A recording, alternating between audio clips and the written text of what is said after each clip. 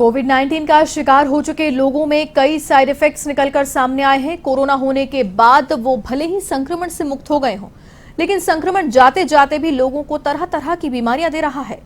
दिल, दिमाग, आंख के अलावा कान पर भी कोरोना ने असर दिखाया है और लोगों में बहरेपन मतलब कानों से सुनने की क्षमता कम होना, ऐसी शिकायतें पाई गई हैं। कोरोना के साइड इफेक्ट से कान की बीमारी के मरीज भी सामने आए हैं, जिनके सुनने की क्षमता कम हो रही है।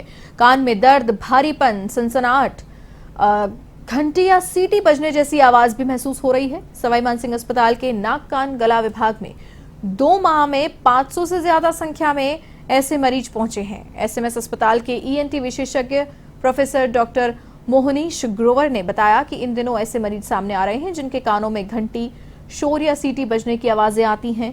इस बीमारी को टिनिटिस कहते हैं। तो वहीं कुछ ऐसे मरीज भी सामने आए हैं जिनमें अचानक से सुनने की क्षमता कम हो गई हो या फिर वो बहरेपन के शिकार हो गए हों। हालांकि सही कारण क्या है, इसके बारे में फिलहाल कुछ कहा नहीं जा सकता।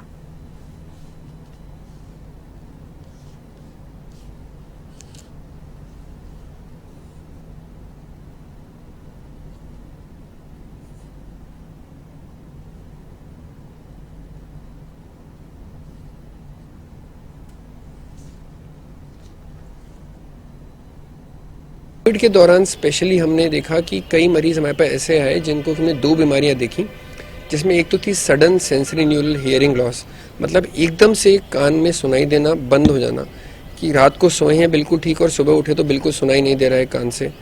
ये कोविड के साथ बहुत कॉमनली पाया गया, दुनिया भर में पाया गया। दुनिया में कोई ऐसे केस मिला कि वैक्सीनेशन की वजह से भी शायद हुआ है, पर बहुत माइनर रेट में वैक्सीनेशन की वजह से हुआ।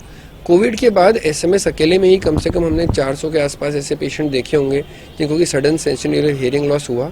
इम्पॉर्टेंट ये है कि अगर ये हो रहा है तो जल्दी इलाज चालू करें, ताकि शुरू के 10 दिन में अगर इलाज चालू हो जाता है तो हम सुनाई को बिल्कुल नॉर्मल भी ला सकते हैं।